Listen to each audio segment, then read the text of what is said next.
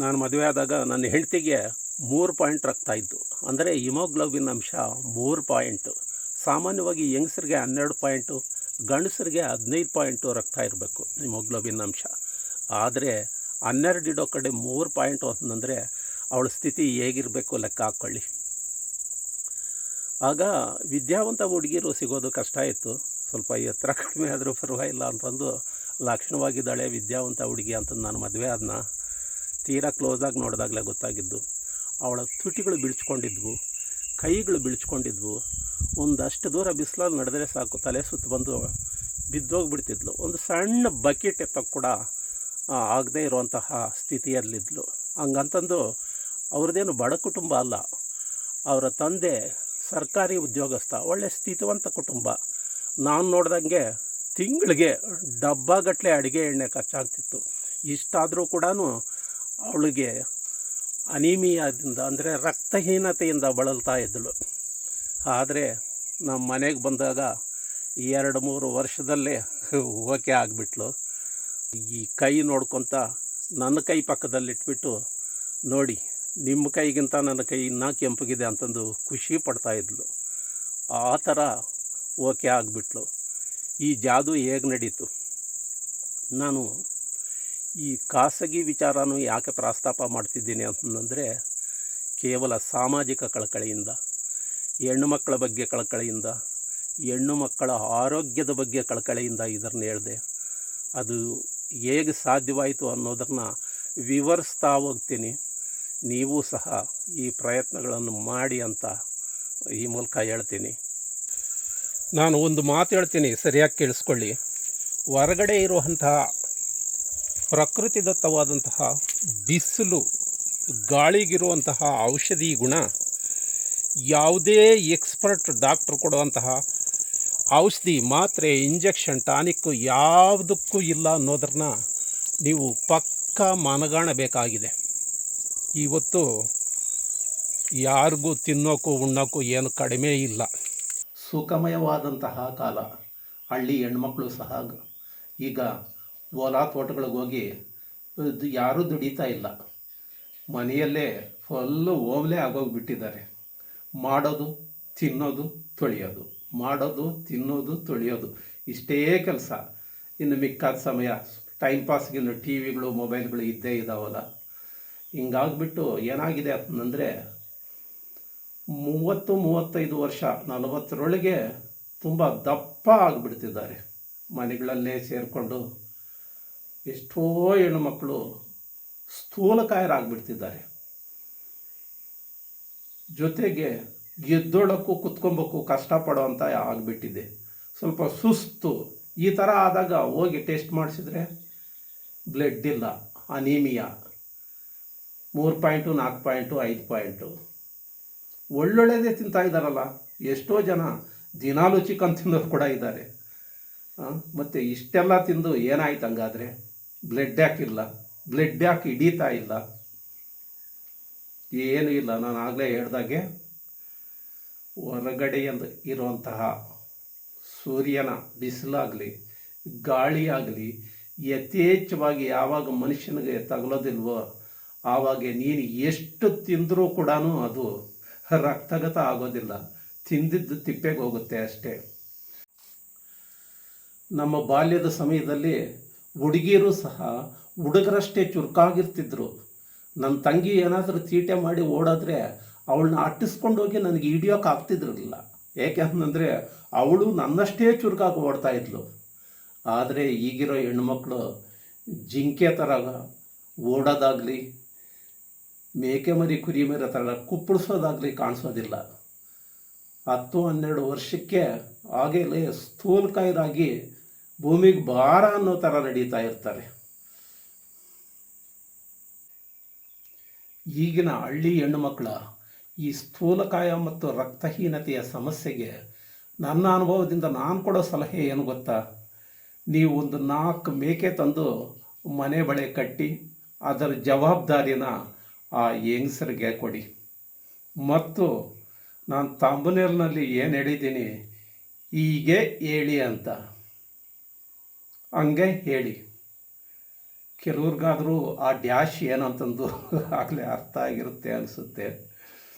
ಏನೂ ಇಲ್ಲ, ಇದರಲ್ಲಿ ಬಂದಿರೋ ಆದಾಯ ಎಲ್ಲ ನಿಂದೇ ಅಂತಂದು ಒಂದು ಮಾತು ಹೇಳಿಬಿಡಿ. ಅಷ್ಟು ಹೇಳಲೇಬೇಕು. ನೀವು ಜಾಣರಾದರೆ ಈ ಮಾತು ಹೇಳ್ತೀರ. ಆ ಆದಾಯ ಮಾತ್ರ ಎಲ್ಲಿಗೋಗುತ್ತೆ? ತರಕಾರಿಗೋ, ಸೋಪ್ಗೋ, ಹಾಲ್ಗೋ, ಮಕ್ಕಳ ಕೈಗೋ. ಇನ್ನೂ ಉಳಿದ್ರೆ ಇಡೀ ಗಂಟಾಗಿ ನಿನಗೆ ಕೊಡ್ತಾಳೆ. ಸುಮ್ಮನೆ ಕೊಡೋದಿಲ್ಲ, ಬಡ್ಡಿಗೆ ಕೊಡ್ತಾಳೆ. ಬಡ್ಡಿನೂ ಕೊಡು. ಆ ಬಡ್ಡಿ ಎಲ್ಲಿಗೋಗುತ್ತೆ? ಅಸಲು ಎಲ್ಲಿಗೋಗುತ್ತೆ? ಎಲ್ಲ ನಿನ್ನ ಸಂಸಾರದಲ್ಲೇ ಇರುತ್ತೆ. ಏನಂದರೆ ನಿನ್ನ ಸಂಸಾರಕ್ಕೆ ಒಂದು ಅಕೌಂಟ್ ಇರೋ ಬದಲು 2 ಅಕೌಂಟ್ ಆದಂಗೆ ಆಗುತ್ತೆ.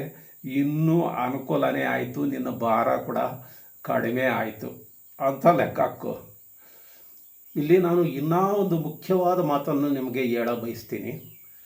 ನಮ್ಮ ಶರೀರ ಮಾಂತ್ರಿಕವಾದದ್ದು, ಬಹಳ ಆಶ್ಚರ್ಯಕರವಾದಂತಹ ಆಗರ ಅಂತಂದು ಹೇಳ್ಬೋದು. ಅದಕ್ಕೆ ನಾವು ಕೆಲಸ ಕೊಟ್ಟಂತೆಲ್ಲ ಗಟ್ಟಿಯಾಗ್ತಾ ಹೋಗುತ್ತೆ. ಅದೇ ಸುಖ ಕೊಟ್ಟರೆ ಒಳಗಡೆನೇ ಟೊಳ್ಳ ಹಾಕ್ಕೊಂಡು ನಿಶ್ಶಕ್ತವಾಗುತ್ತಾ ಹೋಗುತ್ತೆ. ಇದು ನಾವೆಲ್ಲರೂ ಅರಿತುಕೊಳ್ಳಬೇಕಾದಂತಹ ಸತ್ಯ. ನೀರಿನ ಒಂದು ಲೋಟ ಎತ್ತ ಕೂಡ ಕಷ್ಟಪಡೋರಿಗೆ ನೀವು ಚೆಂಬೆತ್ತೋ ಕೇಳಿ, ಅವ್ರಿಗೆ ನಿಜವಾಗ್ಲೂ ಕಷ್ಟ ಆಗುತ್ತೆ. ಆದರೆ ಅದನ್ನು ಎತ್ತಿ ಆದಮೇಲೆ ತಿರುಗಿ ಲೋಟ ಎತ್ತಕ್ಕೆ ಹೋದಾಗ ಅವ್ರಿಗೆ ಈಜಿ ಅನಿಸುತ್ತೆ. ಚೆಂಬೆತ್ತೋಕೆ ಕಷ್ಟಪಡೋರನ್ನ ಒಂದು ಕೊಡ ಎತ್ತೋ ಕೇಳಿ, ಅವ್ರಿಗೆ ತುಂಬ ಕಷ್ಟ ಆಗುತ್ತೆ. ಆದರೆ ಅದನ್ನು ಎತ್ತಿ ಇಳಿಸಿದ ಮೇಲೆ ಚೆಂಬೆತ್ತಿದಾಗ ಎಷ್ಟು ಈಜಿಯಾಗಿ ಎತ್ತಿದೆ ಅನಿಸುತ್ತೆ. ಅದೇ ಥರ ಕೊಡ ಎತ್ತೋಕ್ಕೆ ಕಷ್ಟಪಡೋರನ್ನ ನೀವು ಬಕೆಟ್ ಎತ್ತೋಕ್ಕೆ ಹೇಳಿ, ತುಂಬ ಕಷ್ಟ ಆಗುತ್ತೆ. ಆದರೆ ಬಕೆಟ್ ಎತ್ತಿ ಇಳಿಸಿದೆ ಆದಮೇಲೆ ನಿಮಗೆ ಕೊಡ ಎತ್ತೋದು ಏನಿರುತ್ತೆ ನೋಡು, ಅವ್ರಿಗೆ ಈಜಿ ಅನಿಸಿಬಿಡುತ್ತೆ. ಆದರೆ ಇದನ್ನು ನಾವು ಒತ್ತಾಯದಿಂದಲೋ ದೌರ್ಜನ್ಯದಿಂದಲೋ ಮಾಡಿಸ್ಬಾರ್ದು, ಜಾಣತನದಿಂದ ಮಾಡಿಸ್ಬೇಕು. ಆ ಜಾಣತನನೇ ಹೀಗೆ ಮೇಕೆ ತಂದು ಮನೆ ಮುಂದೆ ಕಟ್ಟಿ ಅವ್ರಿಗೆ ಜವಾಬ್ದಾರಿ ಕೊಡೋ ಅಂಥದ್ದು. ಯಾವಾಗಾದರೆ ಮನೆ ಬಳಿ ಒಂದು ಉಪಕಸಬನ್ನು ಅವರಿಗೆ ಸೃಷ್ಟಿ ಮಾಡ್ತೀವೋ, ನಿಧಾನವಾಗಿ ಅವರು ಆ ಕಸಬಿಗೆ ಹೊಂದ್ಕೊಳ್ತಾ ಹೋಗ್ತಾರೆ. ಅನಿವಾರ್ಯವಾಗಿ ಅದಕ್ಕೆ ಹೊರಗಡೆಗೆ ಬಂದು ಮೇವಾಕಬೇಕಾಗುತ್ತೆ, ಬಕೆಟ್ನಲ್ಲಿ ತಗೊಂಡೋಗಿ ನೀರು ಇಡಬೇಕಾಗುತ್ತೆ. ಮತ್ತೇನೋ ಸಮಸ್ಯೆ ಆದಾಗ ಅದನ್ನು ಕಟ್ಟಿ ಇನ್ನೊಂದು ಕಡೆ ಕಟ್ಟಬೇಕಾಗುತ್ತೆ. ಈ ಥರ ನಿಧಾನವಾಗಿ ಅವರು ಏನಾಗ್ತಾರೆ ಅಂದರೆ ಕ್ರಿಯಾಶೀಲರಾಗ್ತಾರೆ. ಆ ಮೇಕೆಗಳು ಈದಾಗಂತೂ ಇನ್ನೊಂದು ತಾಯಿನೇ ಆಗಿಬಿಡ್ತಾರೆ. ಇವರು ಮಕ್ಕಳ ಲಾಲನೆ ಪಾಲನೆಯಲ್ಲಿ ಇವರು ಒಳಗಡೆ ಏನು ಮಾಡ್ತಾಯಿದ್ರೋ ಅದನ್ನೇನು ಈಗ ಆ ಮರಿಗಳ ಪಾಲನೆ ಮತ್ತು ತಾಯಿಯ ಪಾಲನೆಯನ್ನು ಹೊರಗಡೆಗೆ ಮಾಡೋದರಲ್ಲಿದ್ದ ಅನಿವಾರ್ಯವಾಗಿ ಹೆಚ್ಚು ಸಮಯನ ಬಿಸಿಲಿಗೆ ಗಾಳಿಗೆ ಇರಬೇಕಾಗುತ್ತೆ. ಇನ್ನು ಆ ಮರಿಗಳ ಎಗರಾಟ ನೋಡೋದು ಇನ್ನು ಹೇಳ್ಬೇಕಾ? ಹೆಂಗಸರು ಅಂದ್ರೇ ಜನನಿಗಳು. ಸಾಕೋದರಲ್ಲಿ, ಬೆಳೆಸೋದ್ರಲ್ಲಿ, ಪಾಲನೆಯಲ್ಲಿ ಅವರಿಗಿರುವಂತಹ ಶ್ರದ್ಧೆ, ಮಮಕಾರ, ವಾತ್ಸಲ್ಯ ಮತ್ತು ನಮಗಿರೋಕ್ಕೆ ಸಾಧ್ಯನೇ ಇಲ್ಲ. ಯಾವಾಗಾದರೆ ಈ ಥರ ಒಂದು ಅವರಿಗೆ ರಿಲೇಟ್ ಆಗುವಂತಹ ಒಂದು ಕಸಬು ಕೊಡ್ತೀವೋ ಅದರಲ್ಲಿ ಮುಳುಗೋಗ್ಬಿಡ್ತಾರೆ. ಅವುಗಳ ಲಾಲನೆ ಪಾಲನೆ ನೋಡ್ಕೊಳ್ತಾರೆ. ಆ ಮರಿಗಳು ಬೆಳೀತಾ ಇದ್ದರೆ ಅವುಗಳ ಖುಷಿ ಜೊತೆಗೆ ನನಗೆ ಇಷ್ಟ ಆದಾಯ ಬರುತ್ತೆ ಇದರಲ್ಲಿ ಅನ್ನೋದು ಬೇರೆ ಬ್ಯಾಕ್ಗ್ರೌಂಡ್ನಲ್ಲಿ ಇರುತ್ತಾಗಲಿಕ್ಕೆ ಅವ್ರಿಗೆ ಇನ್ನಷ್ಟು ಶ್ರದ್ಧೆ ಬರುತ್ತೆ. ಆ ಮರಿಗಳ ಮತ್ತು ತಾಯಿಯ ಪೋಷಣೆಯಲ್ಲಿ ಅವರು ಕಾಲ ಕಳೆಯೋಕ್ಕೆ ಶುರು ಮಾಡ್ತಾರೆ. ಮರಿಗೆ ಎಗರಾಡೋದು, ಅವು ಎಲ್ಲಿಗೋ ಓಡಿದ್ರೆ ಅಯ್ಯೋ ಎಲ್ಲಿಗೋ ಹೋಗುತ್ತೆ ಅಂತಂದು ಇವರು ಓಡೋಗೋದು. ಅವೇನಾದರೂ ಬೇರೆಯವರು ಮಾಳಿಗೆ ಮೇಲೆ ಹೋದಾಗ ಇವರು ಅನಿವಾರ್ಯವಾಗಿ ಮಾಳಿಗೆ ಹತ್ತೇ ಬೈಗಳು ತಿನ್ನಬೇಕಾಗುತ್ತೆ ಅನ್ನೋದು, ಕೋಪ ಬರೋದು, ಬಂದಾಗ ಒಂದು 2 ಏಟು ಹಾಕೋದು, ಆಮೇಲೆ ಅದಕ್ಕೇನಾದರೂ ಆಯ್ತಾ ಅಂತ ರಾತ್ರಿಯೆಲ್ಲ ದಿಗಲು ಬೀಳೋದು. ಬೆಳಗ್ಗೆ ಬಂದು ನೋಡಿದ್ರೆ ಮತ್ತೆ ಮರಿಗಳು ಎಗರಾಡ್ತಿರೋದ್ರ ನೋಡಿ ತುಂಬ ಖುಷಿ ಪಡೋದು. ಅವು ದೊಡ್ಡವಾದಾಗ ಗಂಡ ಮಾರೋನಂದರೆ ಬೇಡ ಬೇಡ ಬೇಡ ಅಂತಂದನ್ನೋ ಒಂದು ಸೆಂಟಿಮೆಂಟ್ ತೋರಿಸೋದು. ಬೇಡ ಕಣೆ, ಈಗ ಓತನ ಮಾರೋಣ, ಬೇಕಾದರೆ ಹೆಣ್ಣು ಮರಿ ಇಟ್ಕೊಟ್ಟನಂದರೆ ಆ ಓತನ ಮಾರಿದಾಗ ಒಂದು 10,000 ಬಂತು ಅಂತಂದರೆ ಇವಳಿಗೆ ಯಾವುದೋ ಗ್ಯಾರಂಟಿಗಳಲ್ಲಿ ಬಂದಿರುತ್ತೆ ನೋಡಿ, 5 ವರ್ಷದ 5 ತಿಂಗಳದ್ದು ಒಂದೇ ಸತಿ 10,000, ಅದು ಖುಷಿಯಾಗಿರುತ್ತೆ. ಆದರೆ ಈ ಮೇಕೆ ಮರಿಗಳಲ್ಲಿ ಬಂದಿರುವಂಥ 10,000 ಏನಿದೆ ನೋಡಿ, ಆ ಖುಷಿಯ 100 ಪಟ್ಟಿರುತ್ತೆ. ಯಾಕೆ ಅಂದರೆ ಸುಮ್ಮನೆ ಬಂದಿರೋದು ಅಷ್ಟೊಂದು ಖುಷಿ ಕೊಡೋದಿಲ್ಲ. ಇದು ಕಷ್ಟಪಟ್ಟಿದ್ದು, ಬೆವರು ಸುರಿಸಿದ್ದು, ಲಾಲನೆ ಪಾಲನೆ ಮಾಡಿದ್ದು, ಈ ಕಷ್ಟದ ಫಲಿತಾಂಶ ಅಂತಂದು ಯಾವಾಗಾದರೆ ಇಷ್ಟು ಅಮೌಂಟ್ ಬಂತು ಅವಳಿಗೆ 100 ಪಟ್ಟು ಖುಷಿ ಆಗೋದ್ರ ಜೊತೆಗೆ ಅದರ ಮೇಲೆ ಇನ್ನೂ ಶ್ರದ್ಧೆ ಬರುತ್ತೆ. ಆ ಶ್ರದ್ಧೆ ದೈಹಿಕ ಶ್ರಮನ ಅವಳು ಶ್ರಮನೇ ಅನಿಸ್ಕೊಂಬೋದಿಲ್ಲ. ಅದರಲ್ಲಿ ಮುಳುಗೋಗ್ತಾ ಮಾಡ್ತಾ ಏನಾಗುತ್ತೆ ಅಂತಂದರೆ ನಿಧಾನವಾಗಿ ಅವಳ ಶರೀರ ಕೂಡ ಸ್ಟೆಬಿಲಿಟಿ ಬರುತ್ತೆ. ಏನು ಒಬೆಸಿಟಿ ಇತ್ತು ಅದು ಕಡಿಮೆ ಆಗುತ್ತಾ, ರಕ್ತಹೀನತೆ ಅಂತೂ ನಿಧಾನವಾಗಿ ಹೊರಟೇ ಹೋಗ್ಬಿಡುತ್ತೆ. ಇದನ್ನೆಲ್ಲ ನಾನು ಆಗಲೇ ಹೇಳ್ದಾಗೆ ನಮ್ಮವರು ಸಹ ಈ ಥರ ಎಲ್ಲ ಮಾಡಿದ್ದರ ಹಿನ್ನೆಲೆಯ ಜ್ಞಾಪಕದಲ್ಲೇ ಹೇಳ್ತಾ ಇದ್ದೀನಿ. ಖಂಡಿತ ಹೆಣ್ಣು ಮಕ್ಕಳೆಲ್ಲ ಒಂದೇ ಥರ ಇರ್ತಾರೆ. ಅವರೆಲ್ಲನೂ ಸಹ ಏನು ಅನ್ನೋದ್ರೆ ಈ ಕಾಲಮಾನಕ್ಕೆ ತಕ್ಕಂತೆ ಯಾವುದೇ ಕೆಲಸ ಕಾರ್ಯಗಳು ಹೊರಗಡೆ ಮಾಡದೇ ಇರೋದ್ರಲ್ಲಿದ್ದ ಇವೆಲ್ಲ ಬರ್ತಾ ಇದ್ದಾವೆ. ಟೌನ್ನಲ್ಲಾದರೂ ಕೂಡ ಸ್ವಲ್ಪ ಅವೇರ್ನೆಸ್ ಇರುತ್ತೆ. ಅವರು ತಿನ್ನೋದು ಅವಾಯ್ಡ್ ಮಾಡಿಕೊಂಡು ಎಕ್ಸಸೈಸ್ಗಳು ಹಿಂಗೆಲ್ಲ ಮಾಡಿಕೊಂಡು ಎಷ್ಟೋ ಜನ ಈ ಆರೋಗ್ಯದ ದೃಷ್ಟಿಯಿಂದ ಅವೇರ್ನೆಸ್ ಬಂದುಬಿಟ್ಟು ಒಂದು ಶರೀರನ ಒಂದು ಸದೃಢವಾಗಿ ಇಟ್ಕೊಳ್ಳೋ ಪ್ರಯತ್ನ ಮಾಡ್ತಾರೆ. ಆದರೆ ನಮ್ಮ ಹೆಣ್ಣುಮಕ್ಕಳು, ಈ ಹಳ್ಳಿ ಹೆಣ್ಣುಮಕ್ಕಳಿಗೆ ಇನ್ನೂ ಅಷ್ಟೊಂದು ಜಾಗ್ರತೆ ಅರಿವು ಇಲ್ಲ. ನಾವು ಏನಾದರೆ ಈ ಥರನೂ ಅವರಿಗೆ ಒಂದು ಉಪಕಸಬು ಮಾಡಿಕೊಳ್ಳೋದ್ರ ಜೊತೆಗೆ ಇಂಥ ಒಂದು ವಿಡಿಯೋಗಳನ್ನ ಕೂಡ ಅವ್ರಿಗೆ ತೋರಿಸ್ಬೇಕು. ಇದು ನನ್ನ ಕಳಕಳಿ ಮನವಿ. ನೋಡಿ, ಹಿಂಗೆಲ್ಲ ಇರುತ್ತೆ. ನಾವು ದೈಹಿಕವಾಗಿ ಶ್ರಮ ಪಟ್ಟಾಗ ಮಾತ್ರ ನಮಗೆ ಆರೋಗ್ಯ ಚೆನ್ನಾಗಿರೋದು. ಸುಮ್ಮನೆ ತಿಂದು ಉಂಡು ಇದೇ ಸುಖ ಅಂದುಕೊಂಡ್ರೆ ನಿಧಾನವಾಗಿ ರೋಗದ ಗೂಡಾಗುತ್ತೆ.